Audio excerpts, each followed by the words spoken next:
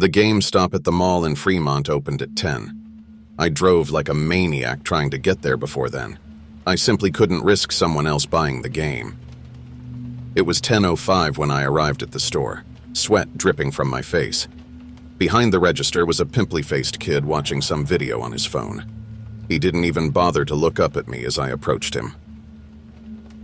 "I saw on your website that you got a copy of Desert War," I said, panting. Oh yeah, some kid bought it yesterday. It takes a little while for our website to update. Sorry, man. "Do you know who bought it?" He shook his head. "How about the guy who sold it? What did he look like?" It's hard to say. He was wearing his surgical mask and had on dark sunglasses and a hoodie. I think he was white and he looked old, like about your age. The little skin I could see was wrinkled. Average height, no accent or anything. "Did the guy tell you anything about the game?" Not really. He came in with the cartridge, and I told him we only buy big N64 titles like Mario Kart. But he said I could have it for free and just walked out. I tried to search for it in our system, but no info came up. So I just priced it at $2.99 and put it in the bargain bin. "How about the kid who bought it? Do you know who he is?" I don't know his name, but I've seen him before. He's Asian, like 14 or so. Why are you asking all these questions? "Because I own a video game store and that cartridge was stolen from..." Oh shit. I didn't know it was stolen, I swear, man. Can you please not file a police report? I'd probably get fired. I'll pay you out of my own... I had no choice but to call the cops. That kid's life was in danger if he ended up playing the game. For obvious reasons, I couldn't tell the cops everything I knew. They'd think I was crazy. So I just said that I thought some predator had lured Jason Statler 20 years ago, and after a long hiatus was trying to lure other kids. I was hoping some detectives would come, but instead a regular patrol officer showed up an hour later. "I've received a report that a stolen video game was sold here," the cop said. "It's not just that," I said. "This is related to the Jason Statler." "Sir, you're not making any sense. Jason Statler disappeared over 20 years ago. I don't see what a stolen video game has to do with him." I know it sounds crazy, but... "Sir, I have a friend in the Santa Clara County Sheriff's Office who is working that case. They have received innumerable tips from cranks." I'm not a crank. There is imminent danger to the kid who bought this game. "Oh, just shut up. You're wasting my time." He turned to the GameStop employee. "How much did the game sell for anyways?" $2.99. The cop chuckled. "Yeah, this is a complete waste of my time. Think I spent more on gas driving over here." I called after him as he started walking away, but he paid me no attention. Even if he had, it might have been too late. I searched for any recent articles about missing kids in the Bay Area. On the East Bay Times website, there was a headline about a missing kid from Milpitas. A 15-year-old named Adam Kim had been reported missing this morning. The police said they were investigating it as a possible runaway, but I was almost positive that wasn't the case. I recognized his photograph. He had come into my store dozens of times, even though he was coming of age in the era of 9th-generation consoles, the PS5 and the Xbox Series X. He loved retro games more than anyone I knew. I showed his photo to the clerk. As I suspected, he was the kid who had bought the copy of Desert War. Was he still alive? Held captive in the skeleton's lair? Had he been given 3 lives like me? Or did the skeleton only give him one chance? Thinking about it wouldn't do any good. I needed to track down the skeleton. I checked my email, praying that there was some lead. James Langan, one of the guys I had messaged from Gooseberry Games, had gotten back to me. He was currently a professor at Berkeley and said he was free to meet with me at 1 this afternoon.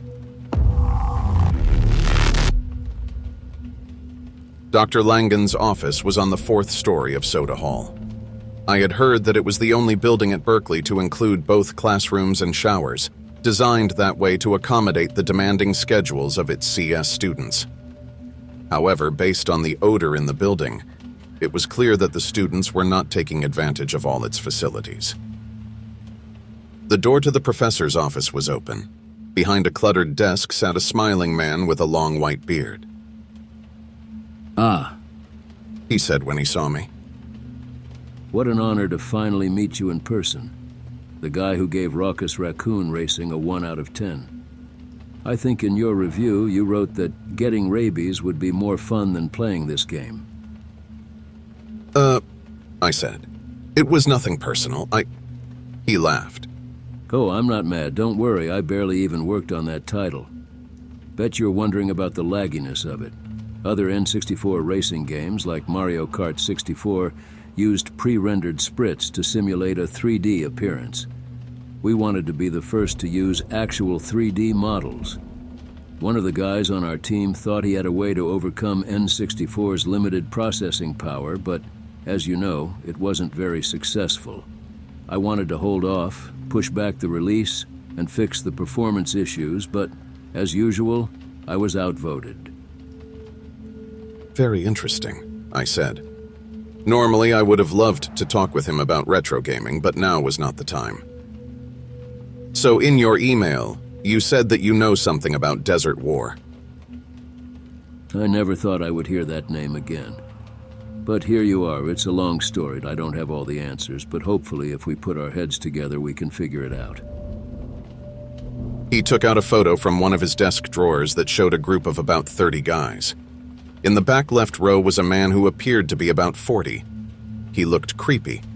I don't like to judge people on their appearances, but that was the first word that came to mind. He was dressed in a magenta tracksuit and had long platinum blonde hair, so light that it was nearly white. And on his head was the green sorcerer's hat the skeleton had worn, the hat that was found near the body of Jason Statler. "Who's that man with the hat?" I asked. He chuckled. That was Ed Schumacher. He was quite the eccentric, as you can probably tell from his appearance. Not that there aren't lots of interesting characters in video game studios, but he was in a league of his own. Wore that hat every day. When asked why, he simply answered that he thought it was a happy hat. A good a reason as any, don't you think? Now, Ed was not a programmer. He was an illustrator, would design advertisements, box art, instruction manuals, etc. Was fairly talented. Wouldn't say he was world-class, but he was a decent artist. Ed's dream was to become a developer. Unfortunately, he had no aptitude for the subject. He was, how shall I phrase this, a rather simple-minded individual. He could draw well, but he couldn't even program a simple 2D game like Pong, which is something I could do in an afternoon. Honestly, I would be surprised if he could have coded "Hello World," and I'm not being hyperbolic. But Ed never gave up. He had an idea for this grand video game. It would be designed for children. Even though Ed had no children of his own, he still loved kids. Now, I know what you're thinking, but it was not in a perverse way. I'm almost certain of it. He loved dressing up in costume and going to promotional events, handing out free goodies to kids, getting them to smile. I know it sounds creepy, but I do not think there was anything nefarious about his intentions. His game would be about 2 children, a brother and a sister, who get lost in a magical world and have to find their way home. Not original, I know, but Ed thought it would be a big hit. He was also working on some children's book that would be a companion piece to it. Ed pitched that game over and over, but it would be a mess, a literal mess. It was going to be a mashup of 50 different genres, part shooter, part racing game, part platformer, even part RTS, if you can believe it. Of course, that would not be successful, so we had to gently turn Ed down, tell him that now wasn't a good time, that maybe next year we could take it on. Ed asked if he could work on the game himself. He wasn't that busy, and to satisfy him, we said fine, he could spend an hour a day working on his pet project. Raucous Raccoon was our last N64 title, so we let him mess around on an old computer that had all the N64 development kits and tools configured on it. Our next game was the title you're interested in, Desert War.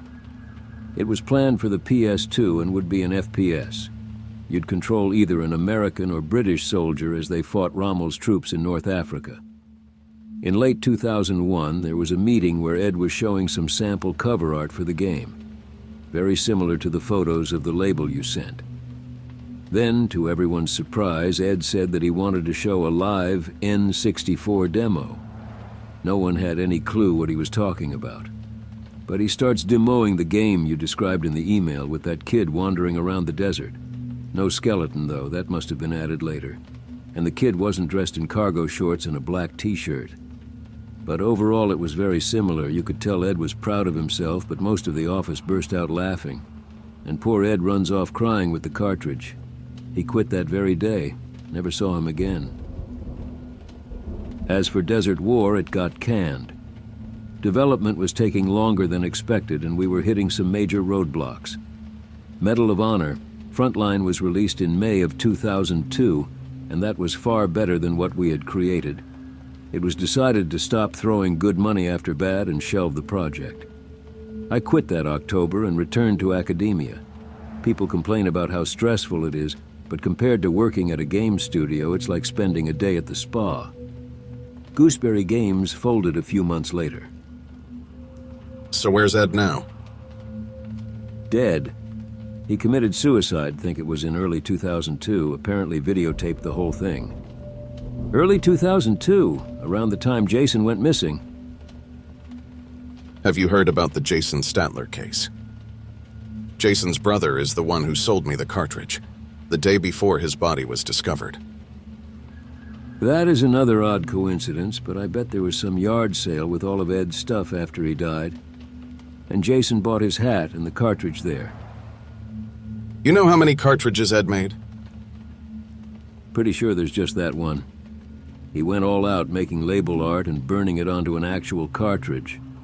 That's not how it's typically done. I'm sure you know this, but during development you didn't use actual cartridges. Instead, the build would be burned onto an EEPROM chip, which would be loaded into a caddy for testing purposes. Guess Ed thought it would impress us, poor guy. You said that Ed couldn't write a basic program, yet he allegedly created a game. Not sure if you could call that a game, but he created something playable. I was never an N64 developer, but I know that doing that is no small feat. Today, a 10-year-old with a modicum of talent could follow a tutorial and create a basic 3D game for the PC in Unity, or another engine that abstracts away most of the math, but not in the 90s. Even today, it's hard for an experienced programmer to create a homebrew N64 game. Its architecture is notoriously difficult, almost as complex as Sega Saturn's. So, someone must have been helping him. You're right, and I've thought about that too. I teach an elective undergrad class on computer graphics. Some students think that it will be an easy, fun class, but I emphasize that it requires a solid math background. I put on the syllabus that if you start shaking when you hear the word quaternions, you should find another class. But many don't listen to me. I've even been told that it even requires more math than the undergrad machine learning courses. But I'm digressing. I tend to do that. To answer your question, yes, Ed had help creating that game. Who helped him, I don't know. He was a loner. Don't think he was ever married. Had no friends, as far as I could tell. I thought about the piece of metal I had found with FS engraved into it. Did Ed have a brother by chance whose name started with F? Frank, or Fred, or something like that. I found an Easter egg with the initials FS on it. He did indeed have a twin brother named Frank. Unlike Ed, Frank was as smart as a whip, did his undergrad at Caltech, double majored in mathematics and physics before getting his applied mathematics PhD at Stanford. Then he got a tenure-track position here at Berkeley. But he got fired. From what I heard, he was a disturbed, troubled individual. I think we found who helped Ed with the game. No, he couldn't have. Frank killed himself in '96, jumped off the Golden Gate Bridge. After leaving the professor's office, I headed to Berkeley's Doe Library, determined to find out anything I could about Ed and Frank. I was sure I would find some information about Ed that would show that he was not the harmless eccentric the professor had made him out to be. But there wasn't much about him online. I located a Social Security death index record for an Edwin Fox Schumacher, which listed his date of death as March 6, 2002. But not much else. Didn't even find an obituary or the location of his grave. I searched newspaper archives, but the only article on Ed was a brief mention in the Mercury News that in May of 2002, the San Jose Museum of Art had acquired an unpublished 700-page children's book manuscript by the late Ed Schumacher, a reclusive illustrator, for $500. The museum's collection database showed that the work was not on display, but had an image of a childlike watercolor depicting two smiling children on a swing set. There were no other results for him. He wasn't even listed in the credits of any Gooseberry games. The professor said that he filmed his death, and I thought that footage would be circulating online, but found nothing. I didn't really want to see it. I was never into gruesome, macabre stuff like that, but it could offer a clue. I tried dozens of queries, tried spelling his last name as Shoemaker, tried general queries like 2002 Bay Area suicide video, but found nothing. Finally, when I searched for Sorcerer's Hat suicide video, I found a link to a message board. Does anyone have a copy of the video of the guy in a sorcerer's hat, sort of like the one Mickey wore in Fantasia, dissolving himself in a vat of acid? Someone asked in a post from September of 2002. A vat of acid. What could possess someone to kill himself in such a horrific manner? I skimmed the post.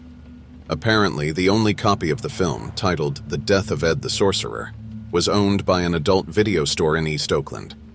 I was sure it would have made its way online, but everything I found said that if you wanted to watch the video, you had to go to Oakland. Apparently, it wasn't even on the dark web.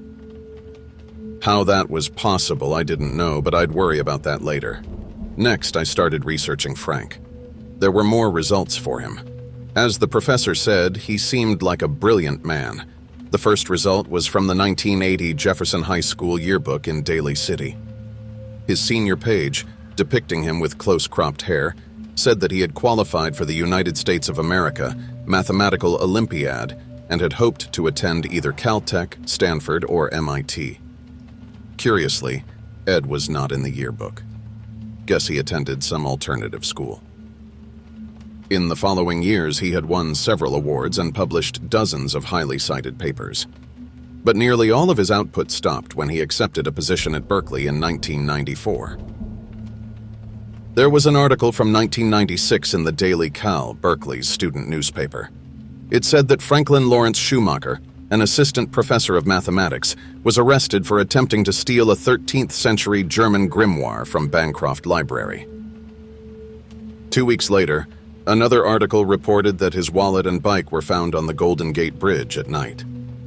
I searched some more, but there was no mention of his body ever being recovered. He had faked his death. That I was sure of. He had killed Jason Statler, disappeared for over 20 years, but for some unknown reason had returned. And I was running out of time to find him. I tried to find information on their parents or other relatives, but found nothing. It was as if they were foundlings. I also failed to find Frank's old address online, but failed. I didn't think he'd still be living there, of course, but thought he might have left a clue for me there. Like how he left that piece of metal with his initials on my kitchen floor. I went down to the stacks and found an old Bay Area directory and made a note of Frank's former Berkeley address. I also found the address of Ed's old apartment in Daly City.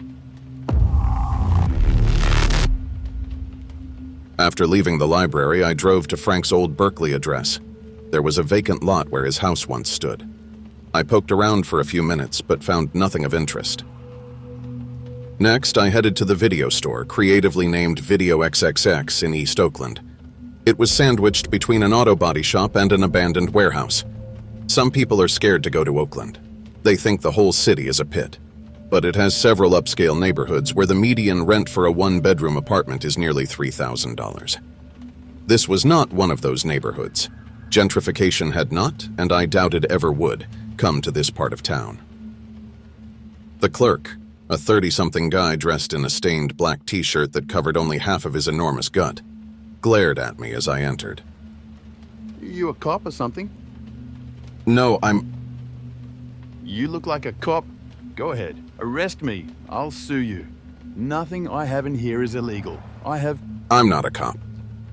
I hear you have the video of Ed Schumacher's death. Ed the Sorcerer? I nodded. Yeah, we got that. It'll be $50. I don't want to buy a copy, just... Yeah, you can't buy it. There's only one copy. You have to view it here. If we let people take it home, it would be all over the dark web. Also, put your phone in your car. Can't risk people recording. Fine, I said. I went back to my car and locked it in the trunk of my sedan. When I returned, the clerk collected the $50, checked me with a metal detecting wand, and led me into a back room. There were 2 rows of seating and a film projector on a tripod in the rear of the room. From a locked safe, the clerk took out a film reel. Shot on Super 8. It helps with its aesthetic. Grungy as fuck. I'd say that this is one of the few films we have that has actual artistic merit. I know film have a BFA from USC's School of Cinematic Arts. I didn't ask why someone who had graduated from one of the best film schools was working at an adult video store. As he started the projector, I sat down in the back row. As Khachaturian's Masquerade, Waltz played, various title cards flashed across the screen. Actual physical cards like you'd see in a silent film. The Death of Ed the Sorcerer. Starring Ed the Sorcerer as himself. Directed by Ed the Sorcerer. Screenplay by Ed the Sorcerer. Produced by Ed the Sorcerer. And so on. Think there were probably about 50 cards in total. At the bottom of each, in white, was an illustration of a skeleton wearing a sorcerer's hat. As each new card was displayed, he slowly danced his way across the screen. After the cards, the film showed the interior of a small bedroom. There was a large steel vat in front of an unmade bed. Next to it was a ladder, and on one of the walls, there was the poster that Jose had described seeing back in 2002, the one advertising the Desert War sweepstakes. On the bottom of it was a URL, raycomuxta.com. Took me a few seconds to realize that it was Ed Schumacher spelled backwards. After about a minute, Ed finally walked on screen, naked except for his sorcerer's hat and a pair of rose-colored glasses. He was trembling and looked sickly. His face was sallow. His ribs were all showing. Was he terminally ill? Was that why he decided to end his life? But why would he do it in such a painful manner? Hello. Ed said, his voice shaky. My name is Ed the Sorcerer, and today it is necessary that I die. He seemed to look at the camera for several seconds before slowly climbing into the vat. Then there was a cut, and we were looking down at Ed's body immersed in liquid. There had been a cut. The camera had moved. Someone else was in the room with him. Almost certainly Frank. Frank wanted his brother to kill himself. But why? We did not get to hear Ed's screams. Instead, Vivaldi's La Primavera played. I had previously thought that Ed might have faked his death, but if he were acting, he deserved to win an Oscar. There was pure terror on his face. It was the personification of agony. It seemed to take hours before his silent screams ceased. I wanted to leave, but I couldn't, for I thought that Frank might have dropped another clue. As Ed's body floated in the vat, his pasty skin slowly dissolved, revealing his muscles and tendons. Then the acid began to eat them as well. There was another cut. The vat had been drained. On top of a layer of sludge were Ed's bones and the sorcerer's hat. That's the end of the good part. The rest is 5 more minutes of looking at his bones. You can stay if you want to, but it's pretty boring. You went to film school. Was this faked? Nah, this is real. The second sequence of him dissolving in the acid, that was sped up. You can see on the reel where the film was cut and spliced, but it's not a fake. Where did you get it from? How the fuck would I know? This place has changed owners like 5 times. Probably someone came in and sold it. We got lots of amateur stuff, although this one is a gem. I've thought about editing it and submitting it to film festivals. On screen, the skeleton suddenly stood up and leaped towards the camera. The skeleton shot out of the screen. At first, it looked translucent, but as it neared me, it began to solidify. The clerk let out a high-pitched scream, and with a surprising speed, dashed out of the room. I got up to follow him, but the skeleton was moving too fast. It wrapped its ice-cold hands around my neck and started strangling me. I tried to break its grip, but it was too strong. I staggered backwards, struggling to breathe. I fell to the ground, feeling lightheaded, each of my attempts to free myself getting weaker and weaker. In a last-ditch effort, I kicked my left foot towards the legs of the tripod, about 2 feet away from me. It toppled over, the projector cracking as it hit the linoleum floor. The screen went blank and the skeleton slowly dissolved into the air. I struggled to my feet, gasping for breath. Had I finally defeated the skeleton? I didn't think so.